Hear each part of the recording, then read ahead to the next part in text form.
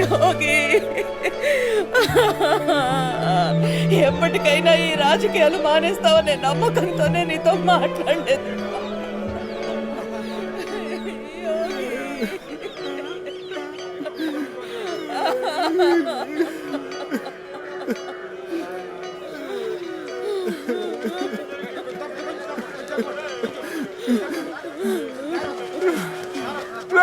మీ వల్ల వాడు చచ్చిపోయారు, మీరే చంపేశారు. దండ వద్దు ఏమొద్దు, వెళ్ళండి ఇక్కడి నుంచి, వెళ్ళండి. పట్టుకోండి.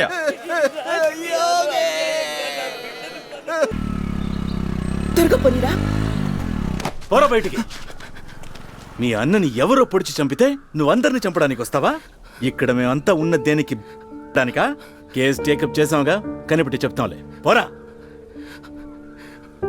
ఏంట్రా చూపు? ఇలాంటి వాళ్ళని వదిలేయండి సార్. పోరా. రెచ్చిపోతున్నారు.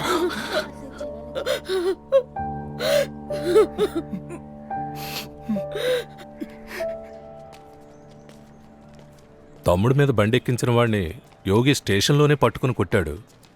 ఏవో పాత పగలుండుండొచ్చు. పోలీసులు ఎంక్వైరీ చేస్తున్నారు, కానీ పార్టీకి ఉన్న చెడ్డ పేరు పోవాలంటే అచ్చం వాడిలా ఉన్న వాడి తమ్ముడిని మన క్యాండిడేట్గా ప్రకటించాలి. రాజకీయంలో సింపతికి మించిన ఆయుధం ఇంకొకటి లేదుగా. యోగి వాళ్ళ అమ్మతో మీరు మాట్లాడితే ఒప్పుకుంటుంది అయ్యగారు.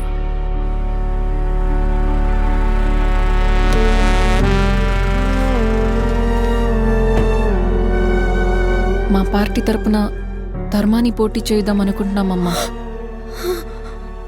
వద్దమ్మా, ఇప్పటికే రాజకీయాల కోసం ఇద్దరి ప్రాణాలు బలిచ్చాను. మిగిలిన వీణైనా నేను కాపాడుకోవాలి. నాకే రాజకీయాలు వద్దమ్మా. కుటుంబం తాలూకు మంచి చెడులో బాగా ఉన్న దానిలాగా అడుగుతున్నాను. ఒప్పుకోరా అమ్మా? యోగి ఆశ నెరవేర్చటం మన బాధ్యత కాదు చెప్పండి. వాడే పోయిన తర్వాత వాడే ఆశ నెరవేర్చి ఏం ప్రయోజనం? వద్దమ్మా, వదిలేసే. అమ్మా,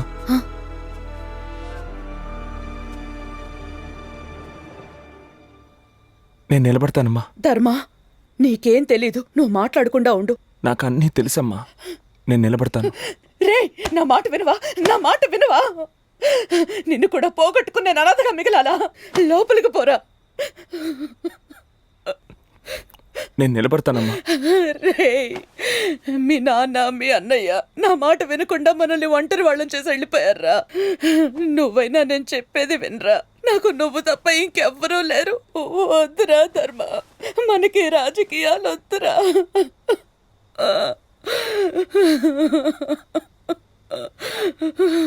నేను నిలబడతాను.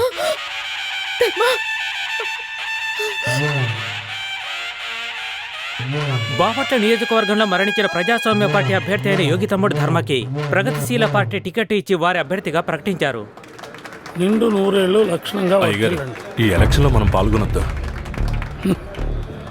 పాల్గొన్నా గెలిచేది మనం కాదురా. మర్చిపోకుండా కొవ్వొత్తికే మీరు ఓటు వేయాలి. ఈ పితికిన పాల మీద ఒట్టేసి చెప్తున్నా, మా ఓటు ధర్మాకే. నమస్కారం అమ్మా.